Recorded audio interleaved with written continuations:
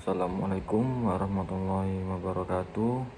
Perkenalkan, nama saya Bagas Saputra. Saya berasal dari kelas A dengan NIM 2300024028. Di sini saya akan menjelaskan materi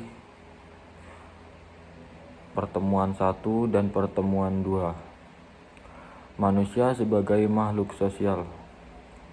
Manusia adalah zone politician, yang artinya bahwa manusia sebagai makhluk pada dasarnya selalu ingin bergaul dan berkumpul dengan sesama manusia, jadi makhluk yang suka bermasyarakat. Dan oleh karena sifatnya yang suka bergaul satu sama lain, maka manusia disebut makhluk sosial. Masyarakat, persatuan manusia yang timbul dari kodrat yang sama atau dua orang lebih hidup bersama, sehingga pergaulan hidup timbul hubungan atau pertalian yang mengakibatkan sidang mengenal dan mempengaruhi. Golongan masyarakat.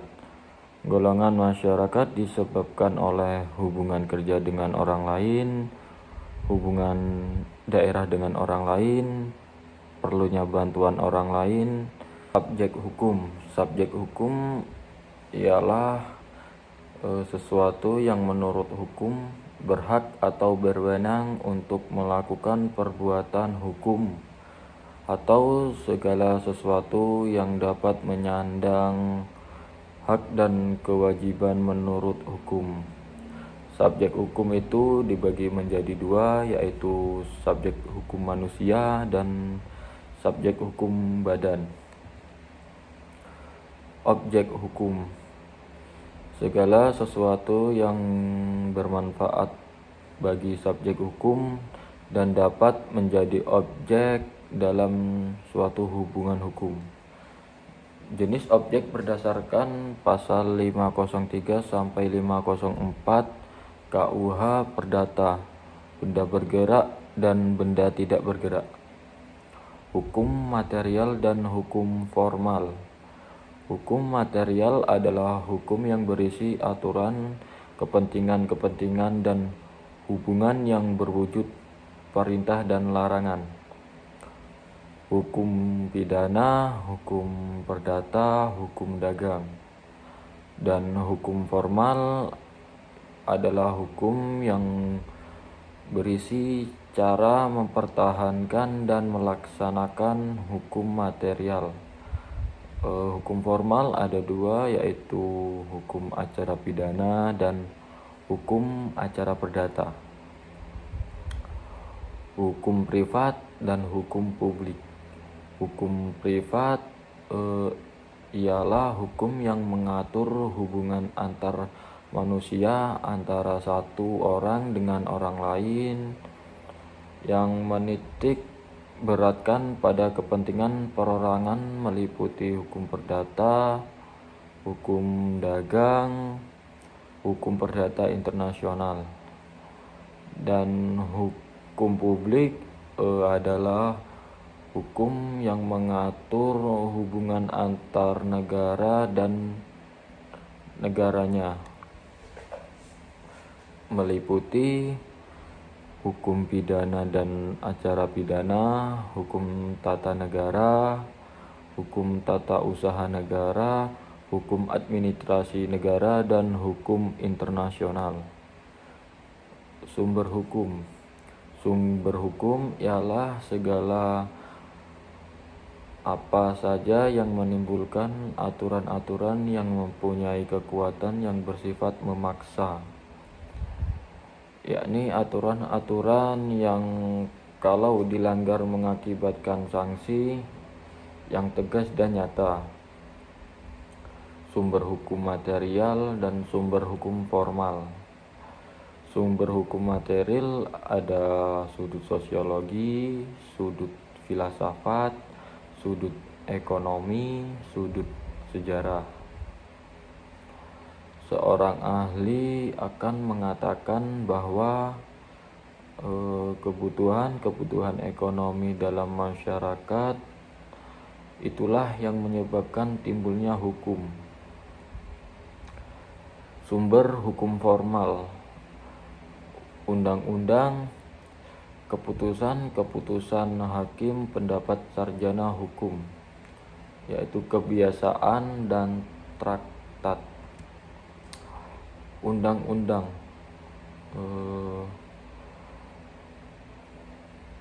arti formal: lala setiap keputusan pemerintah yang merupakan undang-undang karena cara pembuatannya.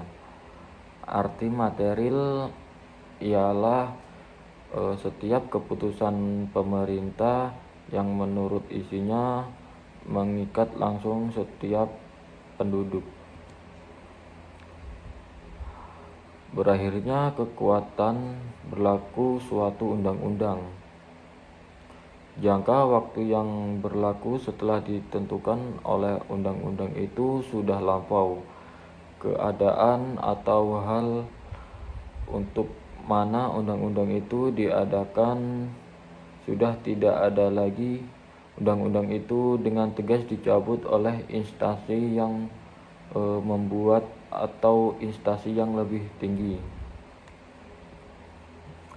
Berdasarkan Undang-Undang Nomor 15 Tahun 2019 tentang perubahan atas Undang-Undang Nomor 12 Tahun 2011 tentang pembentukan peraturan perundang-undangan.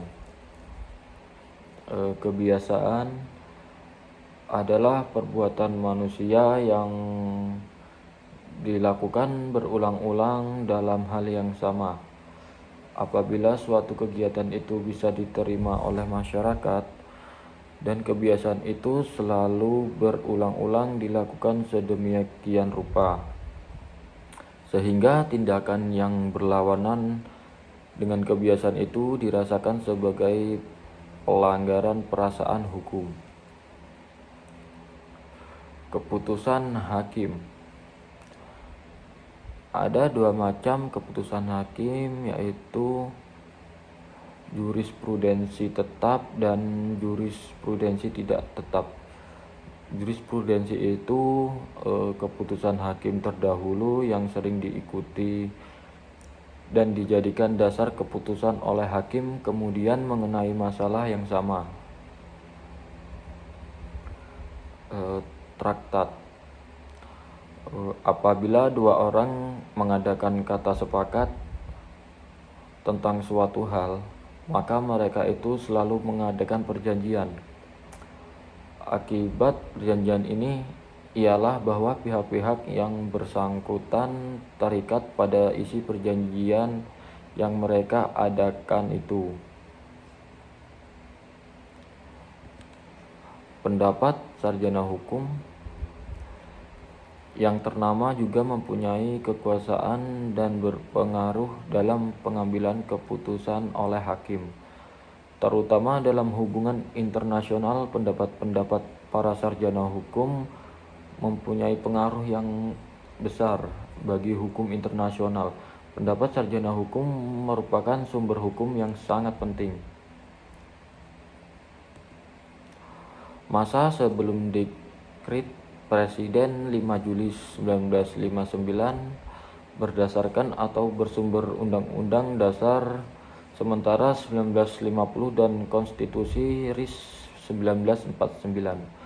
Peraturan perundang-undangan di Indonesia terdiri dari Undang-Undang Dasar atau disebut UUD, Undang-Undang Biasa dan Undang-Undang Darurat, Peraturan Pemerintah tingkat pusat dan Peraturan Pemerintah tingkat daerah.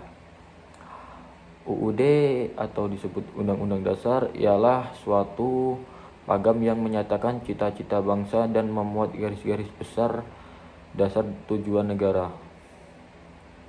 UUD biasanya juga disebut konstitusi. Akan tetapi, sebenarnya konstitusi tak sama dengan UUD.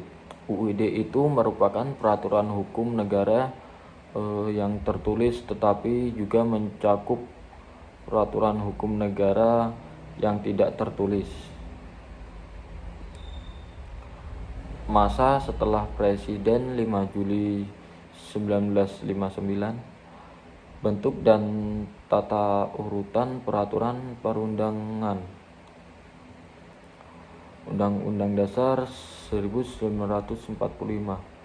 Undang-Undang Dasar adalah peraturan yang tertinggi dalam negara, yang memuat ketentuan pokok dan menjadi salah satu sumber daripada peraturan perundangan lainnya yang kemudian dilakukan oleh negara itu.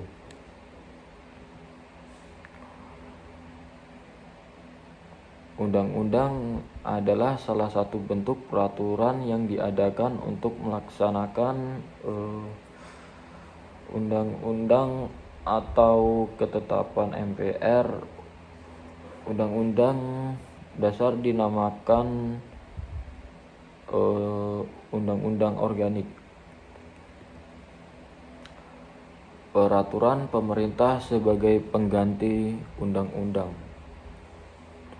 Ketentuan Undang-Undang Dasar 1945 sebenarnya memberikan suatu kekuasaan yang sangat besar kepada Presiden. Oleh karena Perpu yang ditetapkan sendiri oleh Presiden mempunyai derajat atau kekuatan yang berlaku sama.